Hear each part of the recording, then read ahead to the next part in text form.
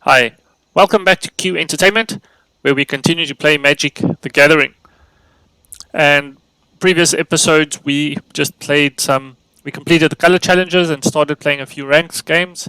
I think in this video we will continue with some ranked games, and we might as well pick a deck to try and complete another daily quest. So we need to cast 20 red or green spells.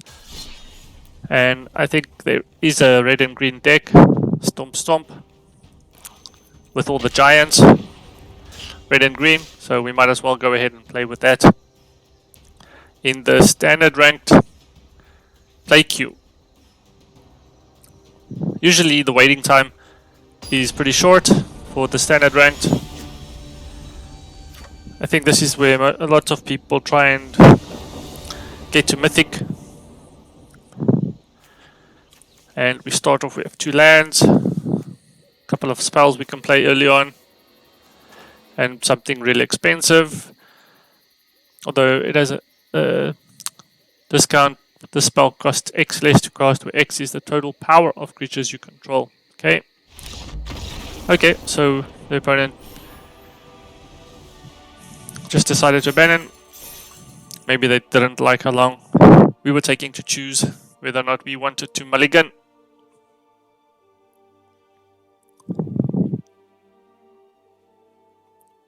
Not the most exciting start, although it's a win. We get gold, a pack.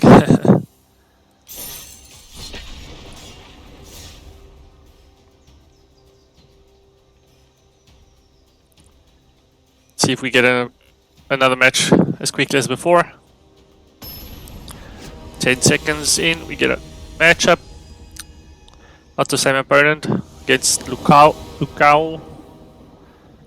Okay, we get 2 lands, similar hand. I think we'll keep it.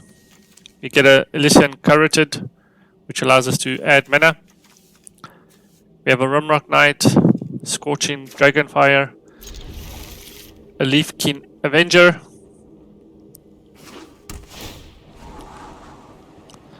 which can also help us add quite a lot of mana. We got a Ram Through, pretty good for getting rid of anything the opponent might play early on. The opponent's red and black and white. They have a couple of tapped lands.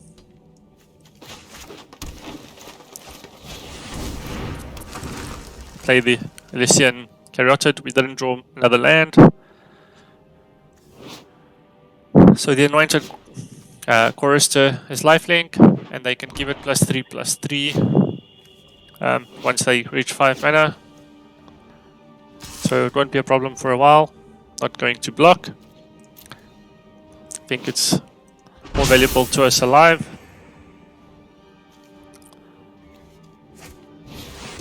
They play a Veto. Whenever you gain life, target opponent loses that much life. So we could play the Ram Through to get rid of the Chorister, because they will probably keep attacking to trigger this ability. Dragonfire, we could kill their Veto.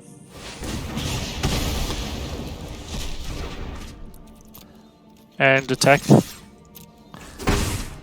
Hopefully we get land. This is a good creature to play at the beginning of combat. On your turn, if you control another creature with power 4 or greater, you put a +1 counter on Nessian Horn Beetle. Okay, we get another land. Nice. They play a Resolute Rider. So we could potentially play the Rumrock Knight to give the Elysian character +3, and then play the Ram Through to do 3 damage to the opponent's creature, the Resolute Rider, and kill it. So next turn we have technically 4 mana. So we could play our Leafkin Adventurer.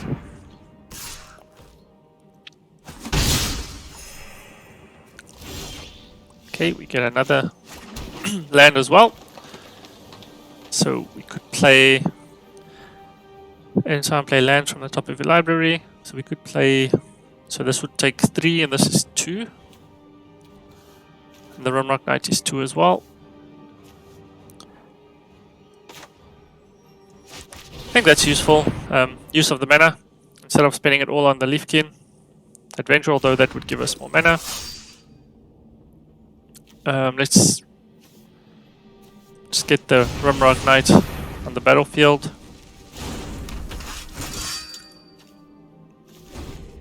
So we may look at the top card of the library anytime, and you may play lands from the top of your library. Okay.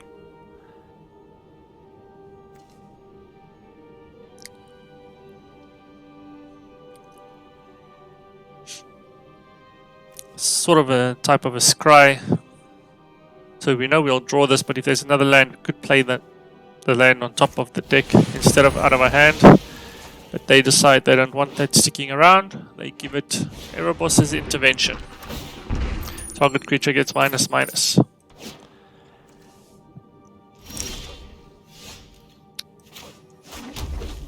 So we have 1, 2, 3, 4, 5, 6. So we could play both of these as well.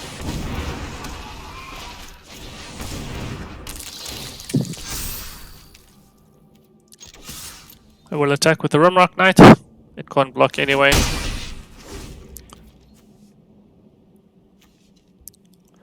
So this does 6 damage to each of up to 2 target creatures or plane walkers. So basically we can use this to get rid of 2 quite powerful creatures.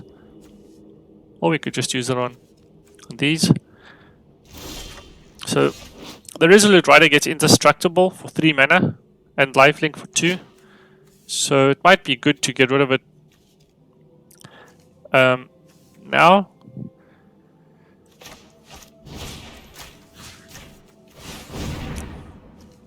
They already have one of those in the graveyard.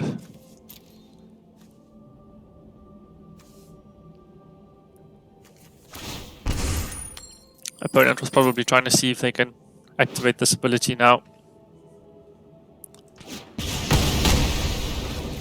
They can't. We can play the Smasher.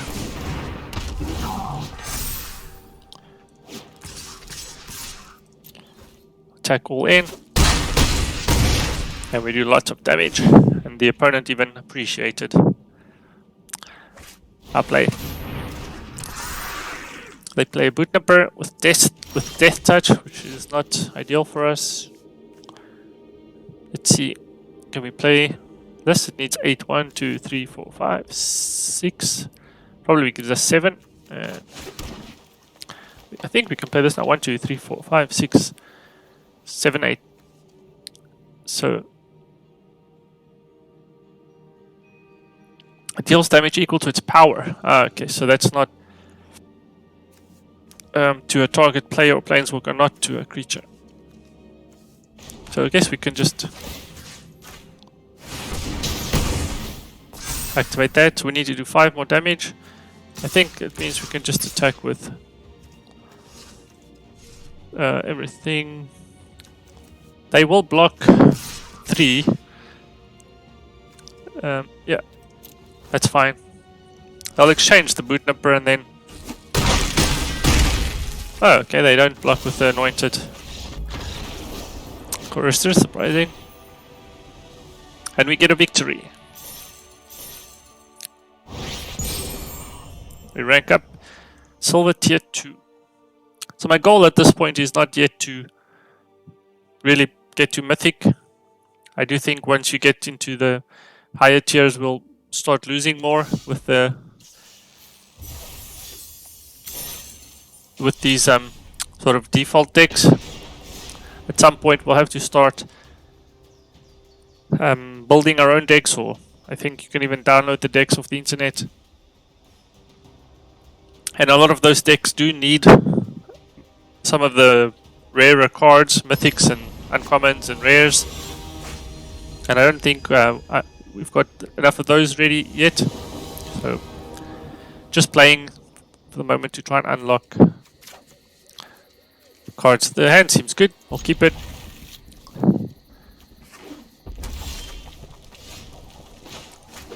Actually, that was a mistake. I should have played the almighty Brushwag. It's okay.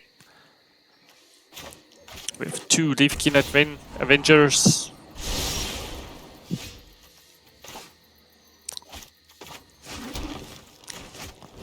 Also drew a Return of the Wild Speaker. Choose 1. Draw cards equal to the greatest power among non-human creatures you control. Or non-human creatures you control get +3. +3. Okay, so it's a good card draw.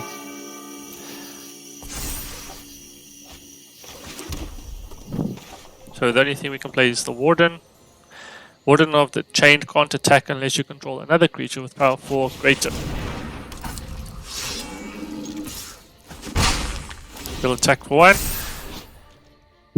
We also get an Unleash Fury, doubles the power of target creature until end of turn. So that's pretty good.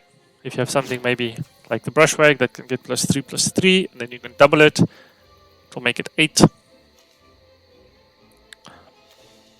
Or you could do that, double it, and then you could have it fight another creature, or basically do 8 damage to another creature. Requires quite a lot of mana. We don't have at this point. Would be nice to be able to get these on the battlefield. They have a Tectonic Giant. When Tectonic Giant attacks or becomes the target of a spell, it deals 3 damage to each opponent, or exile the top 2 cards of your library and they can play those cards. When you cast your first spell during an opponent's turn, it deals 1 damage to any target.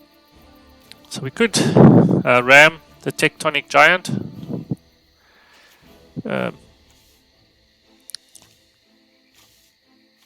Or do we want to play the Dreamstalker? I think I'll get the Dreamstalker on battlefield. Let's see, does it get when it blocks? Nope. So we'll attack with the Warden. Let's see if they wish to block. No. Their Midnight Clock is going to give them shuffle your hand into your graveyard. Shuffle your hand into your graveyard, then draw 7 cards. So they need 12 counters. They're on 4. They can add 1 or 2 a turn. And it seems they are spending their mana on that.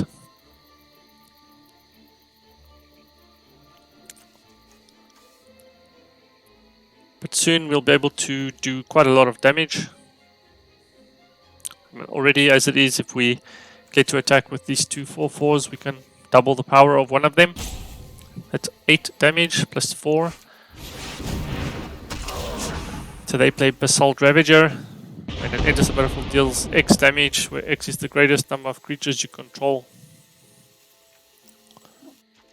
Okay, when X is the greatest number of creatures you control. So probably combine the 2, both giants.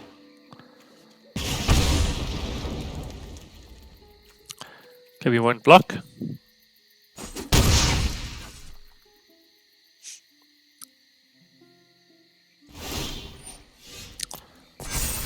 Okay, we get a land. So we could play a Leafkin Avenger or the Ram through to get rid of the Ravager. I think it's important to get the Leafkin Avenger on the battlefield to help us with more mana.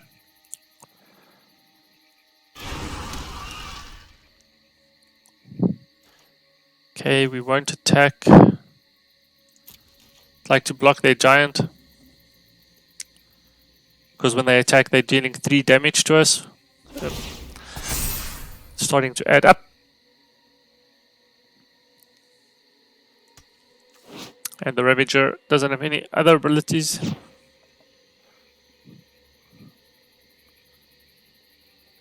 Looks like they might be targeting our Leafkin Avenger.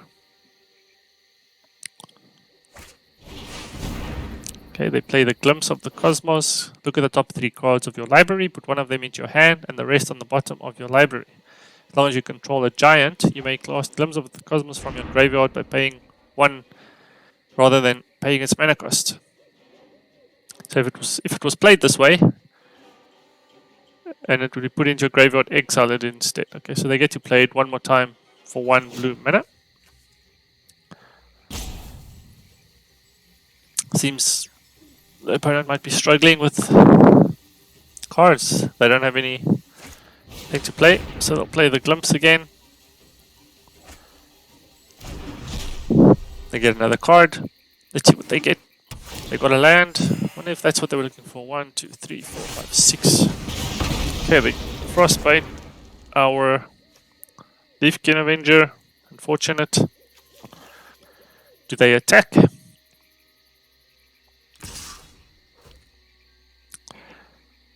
They do. I'm not going to block. I'll use the ram through to get rid of their Ravager.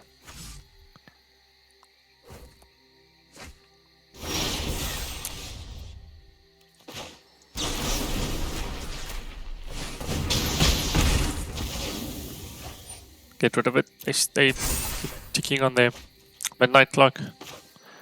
Play a land.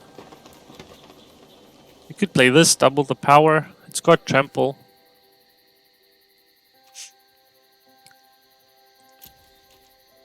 Though I'd like to block next turn. Also, we can't attack anyway, so might as well end the turn.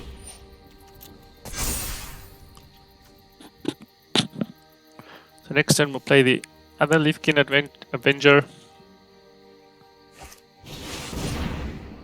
Or we can play this to draw cards, although it's a 5 cost, quite expensive.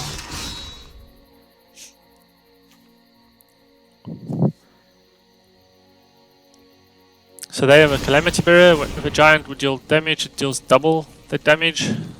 So we don't want that. So this will kill our Warden, because it will do double damage. So now they will probably attack. Why did that not... Ah, it's a giant source. Only a giant source. But they frostbite us.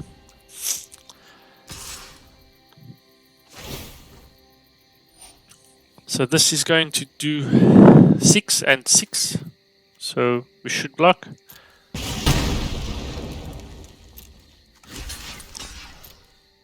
Luckily they don't have trample.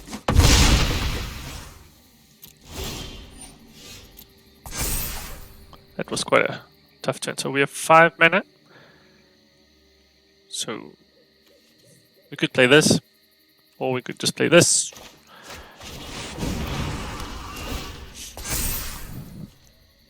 So potentially we can block.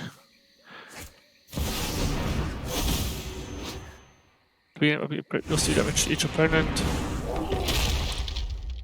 Yeah, that's going to kill us. Run Crush a Giant. Lots of giants. Yeah, they're just going to do lots of damage to us. Yep.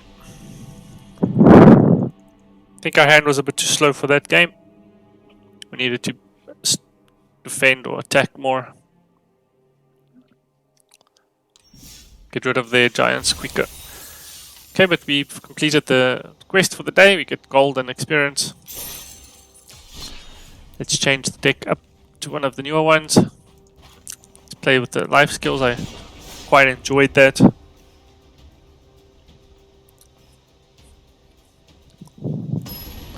Okay, we found a matchup quite quickly. Up against Katogen. Ooh, lots of land. But no early creature plays. So we have a scry. We could potentially scry to a creature. 5, and this is a 3. Yeah, I guess we'll keep it. We can play the Griffin area on turn 2. Potentially, if we want to. Yeah, we'll take the Indulging Patrician. At the beginning of your end step, if you gain 3 or more life, each opponent loses 3 life. They play a Speaker. So if we play an untapped land, we can play this now, but then we won't be able to play the Patricia next turn. So I guess we'll play the tapped land. So the speaker gives them the ability to create a 4/4 white angel creature token with flying, but they have to have at least 7 more life, 27.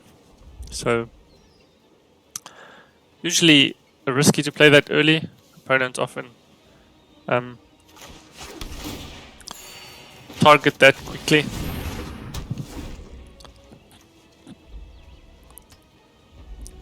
Surprised the opponent didn't attack with it the previous turn to get the lifelink. Okay, they have a Linden, Steadfast Queen. Whenever a white creature you control attacks, you gain 1 life. Okay, they're quickly getting to their 25. Play a Swamp. So we have 4. Let's play the Patrician. Also play the Chorister. So they just need basically 2 more life and they can activate the Angels, which will be a problem for us.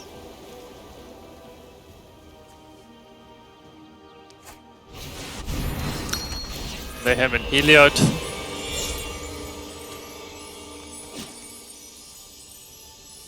So I think they've triggered lots of things. They have an Indestructible, Heliod. Not sure how we're going to defend this.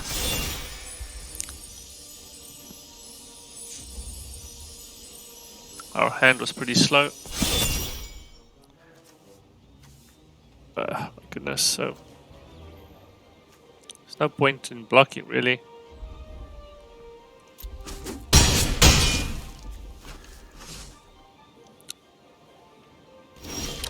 Yeah, I don't think we have quite the cards to get out of this.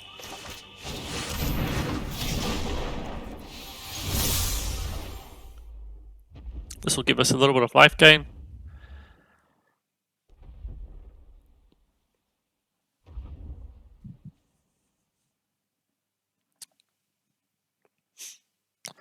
The opponent didn't make an angel in the previous turn.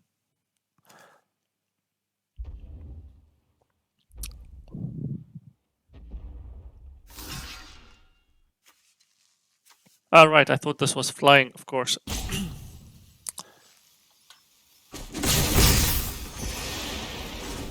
So if we could survive one more round, we could potentially start producing angels, of our own.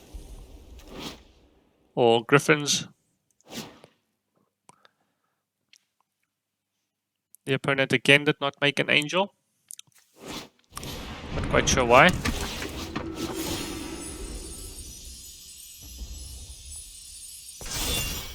Not that they need to, really.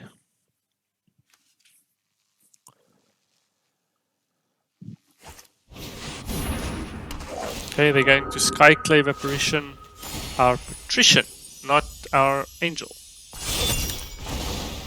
Interesting. They really just need to attack now. It's pretty straightforward what they need to do.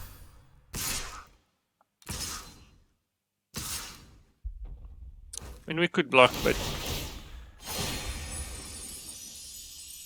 I don't really think there's any point in delaying this game.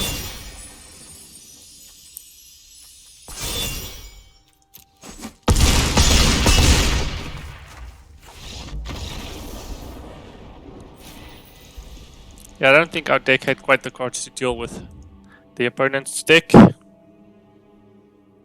Not quite sure how we end up being in the same tier as the opponent with a deck like that. Lots of, I think, rare cards, mythic, so most probably not a standard deck, probably a custom deck.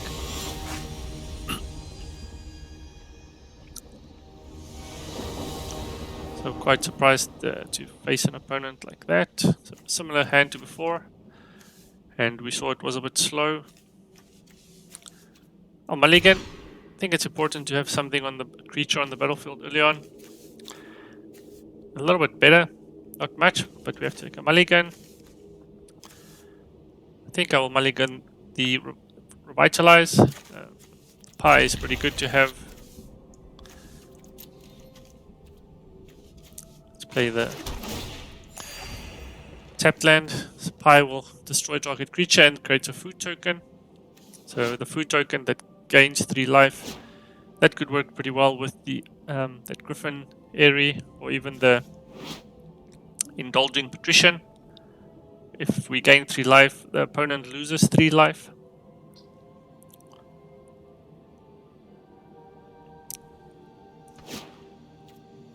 Pretty cool card. Art. Tavern's Window. So this one we can pay 3 life, flip a coin, and then potentially get 6 life.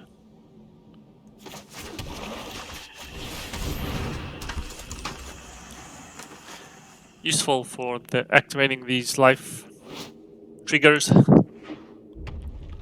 But we don't have anything on the battlefield. They have a robber.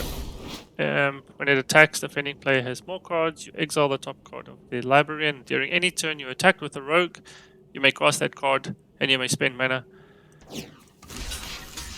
Nope. We'll kill that off quickly. We'll play our Patrician, so flying with lifelink. Next turn we can play our Resolute Rider, that has the ability to gain lifelink and indestructibility. They slaying fire our Patrician. So Adamant, this spell has an additional effect cost with 3 mana of the color. If at least 3 red mana was spent, it deals 4 damage instead, okay?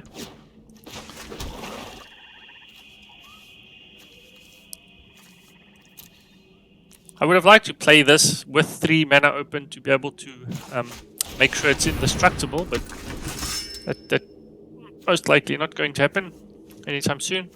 We're taking the chance by running this out. They play a Crystalline Giant, and basically they get a random counter every turn from flying, first strike, death touch, hexproof, lifelink, menace, and so on. So while it doesn't have hexproof, we will bake it into a pie.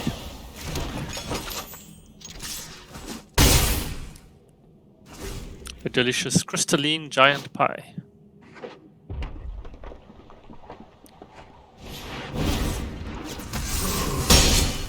Okay, they strike back with a Shatter Skull Charger. If it was kicked, it enters with a +1. Counter on it. At the beginning of end step, if it doesn't have a +1 counter, return it to its owner's hand. Okay. Let's see, we can play. You gain 3 or more life, so we have 4 mana.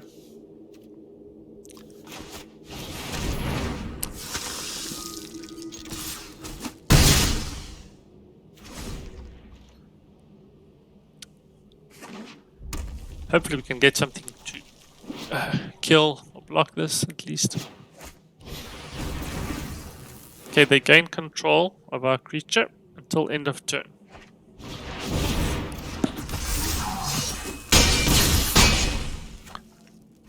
And they deal a lot of damage. Okay, we can play this.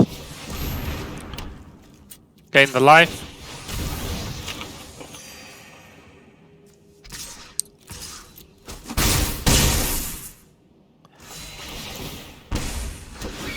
Which will give us a Griffin. Hopefully the opponent doesn't have any more. I was going to say haste, but they'll do, I think, too much damage with the Embercleave. Yep, just 1 too many. And 6 more.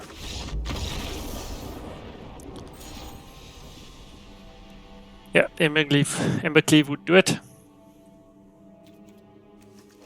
Again, that's another mythic card. We'll touch it on creature. Yeah, and with trample, that's always going to be too much.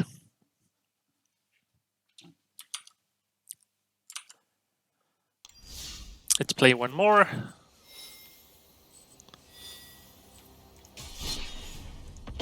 See if we can get a win with the life skills.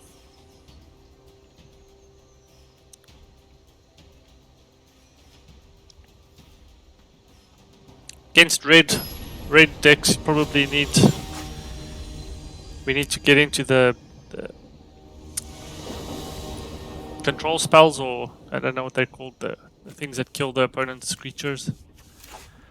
A creature to play. Can't play this one. We need. I think the land is a bit bad. This is quite the opposite. With the troll being too big. Guess we could mulligan put the troll back. Maybe put one of the lands back. If we do draw lands, we could play the troll. Play the tap land.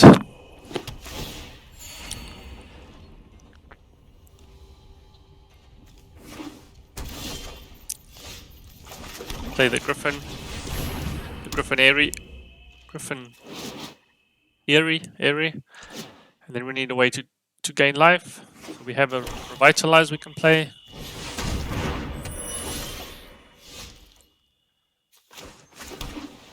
Erebos's Intervention. Target creature gets -X or exile up to twice X target cards from graveyards. Okay.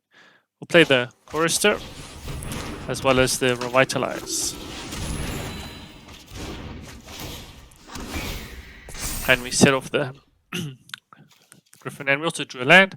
The Replicating Ring gets a counter at the beginning of their upkeep, and if they get to 8 counters, they get to create 8 copies of the Replicating Ring. So after 8 turns, they will have tons of mana. The opponent has pretty interesting looking lands. I'm not sure where they're from. They look pretty interesting.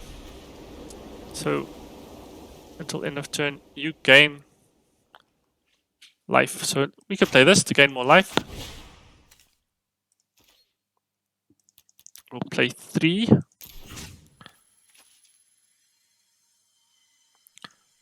Okay, I guess we cannot cast it on nothing.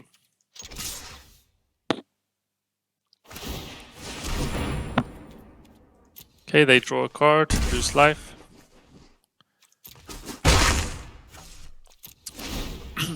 Hopefully the opponent plays something we can put the Erebos's Intervention on. Also, the next turn we can play the Troll. Target creature gets -4 until end of turn. Okay, nothing we can do about that.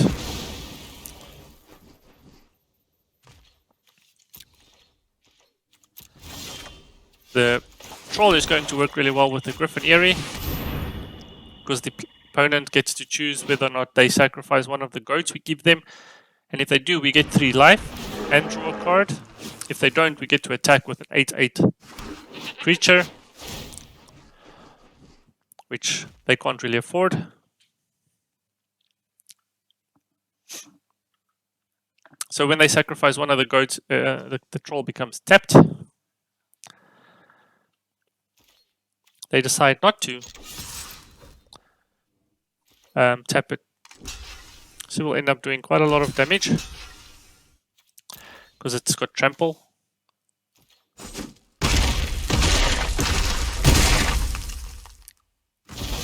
Wonder if the opponent has a spell for the next turn for the troll to get rid of it potentially. It's flashy. So the extinction evented. 1, 2, 3, 4, 5, 6. So we could wait till next turn so we can give it indestructibility as well. But I'm hoping the opponent doesn't have any more extinction type spells, or even something like a Blood Chief's Thirst or a Heartless Act or a murder spell. So they're gonna give us -3. It's quite annoying. So even if we had the indestructibility already, -3 would It's the one way to get past the indestructibility. -3 would have resulted in the rider dying anyway.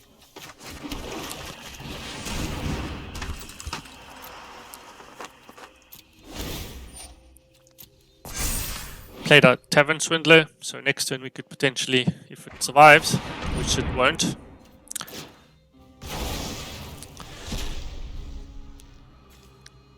The opponent's really making it difficult for us.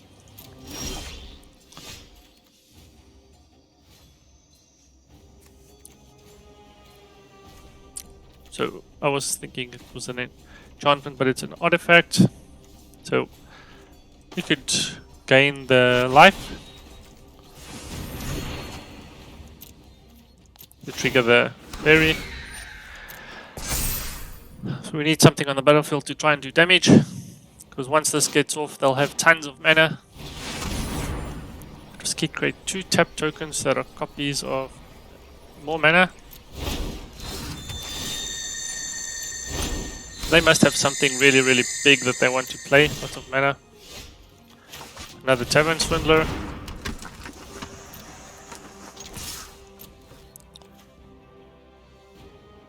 So I'm wondering if we need to play this on our own creature to gain life and get a thing. Another Griffin. Though I don't think it will make any difference at this point. The Griffin's also just a +2/+2. Okay, what they wanted their mana for, I guess, is an Ugin. What will they play? Probably the Exile permanent with converted mana cost. Exile each permanent. Do they exile their own? Yes, not. Oh, they also exiled the Griffin Fairy. Do we have something to deal with Ugin? No.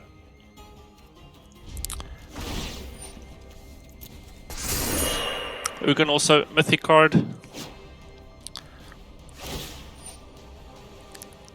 It deals 3 damage to any target, including our faces.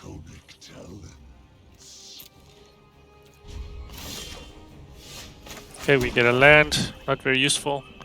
The opponent doesn't have anything really too scary at the moment. Just Ugin deals 3 damage every turn. And when they get to 10, they can gain 7 life, draw 7 cards, then put up to 7 permanents from their hand onto their battlefield. Which could be... that could be quite troublesome. We are still not getting anything other than land.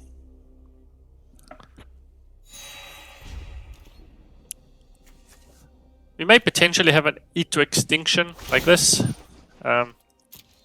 which could get rid of the Ugin. Because at this point it might not be useful to play a creature. The opponent, Ugin, will just kill it.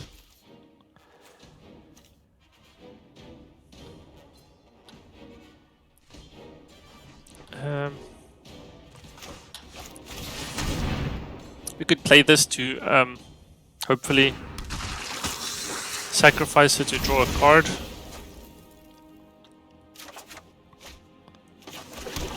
Yep, not that useful.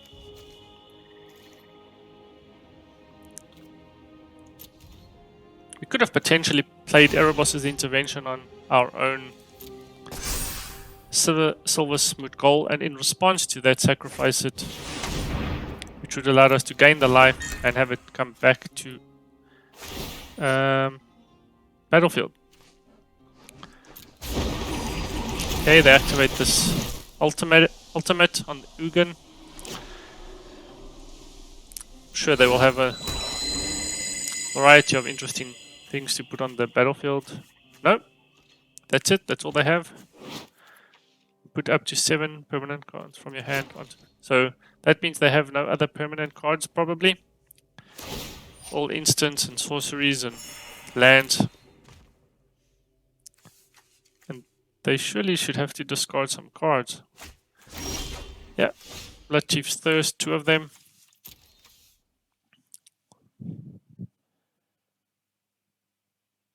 I wonder if we can...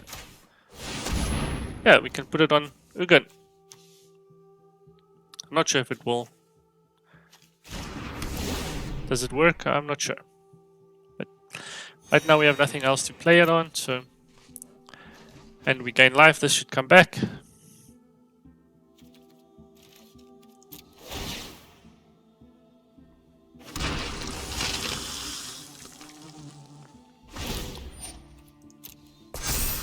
Let's see if they can... If this worked, do they get to play Ugin again? They get to search library for a card, then put it in their hand, and they lose 3 life. Okay.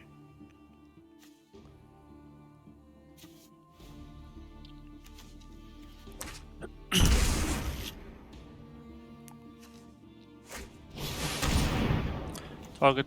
So that's a pretty good card for them.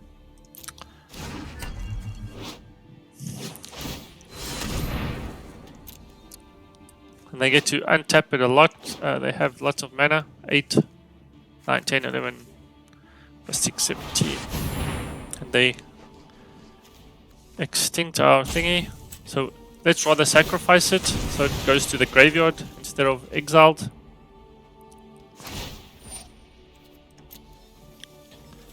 We will discard a card.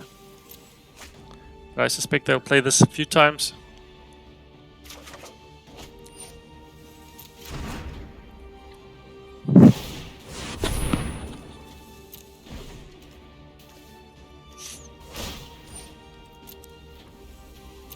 We'll discard another card.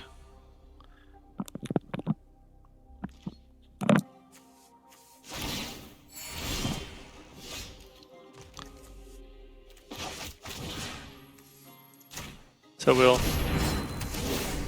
Not sure if that actually works. It looks like it might work.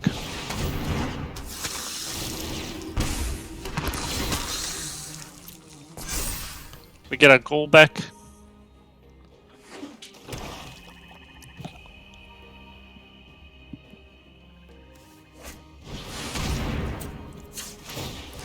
Just sacrifice it again to draw cards. They played another extinction event. Quite annoying.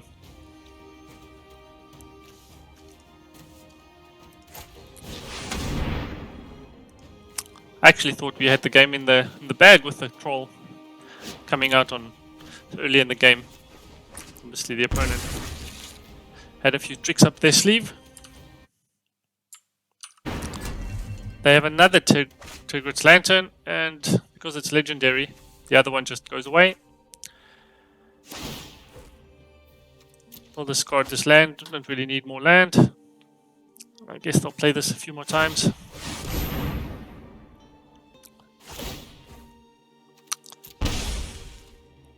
We can afford to sacrifice, afford to take some damage. So these Faith Feathers are really useful. We disabled their Ugin, disabled their other Lantern. They got lucky, they drew another one. We get another useless card. Now they can untap this thing about 8 to 16 times. They play another Ugin. I mean, can't really compete against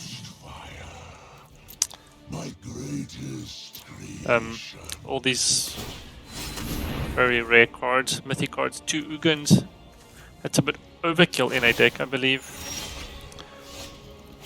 Let's keep that card because they're gonna do this thing again probably.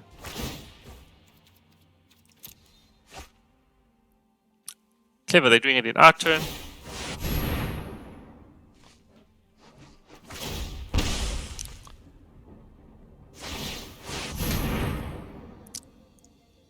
Surely this will be the end. They don't even need to do anything. They can just play the Lantern a couple more times. I will destroy if I must. We almost got back in the game with those Faith Fetters spells. Okay, we lose a tier. It's okay. I think I'll end the video there. Didn't get too many wins today, but we did see that the mythic and the rare cards are important as we come up against a number of opponents who had quite good cards. Cards we didn't have anything really to deal. We didn't have any cards really to deal with them. So we'll keep playing. We'll keep unlocking cards, and as I said in the beginning, we might have to play some of these draft events, like the quick draft, where you get to play. You draft against the AI, or the Premier draft, where you get to spend either gold, gems, or a token, and you draft against 7 players. And if you win enough games, you can potentially win back if you played with gems, you could win back enough gems to play another game, and so on. And if you win enough games, you get packs.